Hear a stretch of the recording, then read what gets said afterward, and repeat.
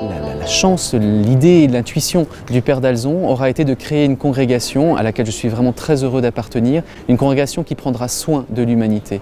Et d'ailleurs, une de nos formules de congrégation consiste à nous dire « Portez-vous là où Dieu est menacé en l'homme et l'homme menacé comme image de Dieu ». Donc, si Dieu est menacé en l'homme et l'homme qui est menacé comme image de Dieu, pourquoi ne pas chercher à étendre le règne de Dieu? On ne peut pas exclure l'homme dans notre parcours de vie. Que ton règne vienne, c'est prendre soin.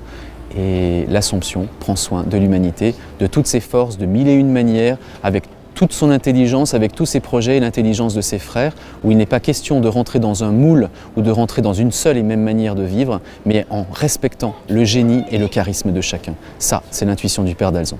Donc nous sommes appelés à marcher avec chacun avec ses différences et faire de ces différences une communion. Voilà. C'est ce qui fait aussi de nous la force de nous, les assomptionnistes. Et que cette différence permet afin que nous puissions aussi nous étendre vers l'autre. Je pense que l'une des spécificités de l'héritage que nous donne le Père d'Alzon, c'est la devise de la congrégation, que ton règne vienne. Le règne, dans la Bible, c'est prendre soin. Apprendre à prendre soin de ceux qui nous sont confiés, sans les choisir, simplement ceux qui nous sont confiés. C'est-à-dire que le Père d'Alzon, c'est à la fois un homme très humain, très enraciné. Il est une personne franche et il a une vision large. Oui, l'audace et homme de son temps, ce sont vraiment deux aspects qui me marquent beaucoup.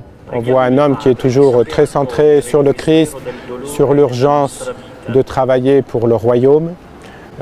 Il disait qu'il détestait ces chrétiens mous qui recherchaient une petite chaufferette pour se maintenir dans leur confort, alors qu'il y avait tellement de combats à mener actuellement pour le monde.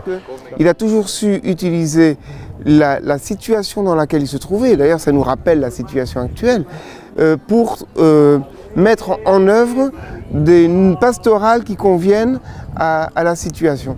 Donc il était à la fois très zélé pour le Christ, avec des écrits très spirituels.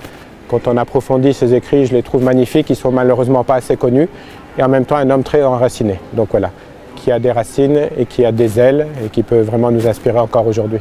Son amour pour le Seigneur, son amour pour la Vierge Marie et son amour pour l'Église. Et à cause de cet amour, il a osé de fonder la congrégation, aussi faire des œuvres, beaucoup de projets de l'Assomption ici en France et puis dans sa génération à Lorient.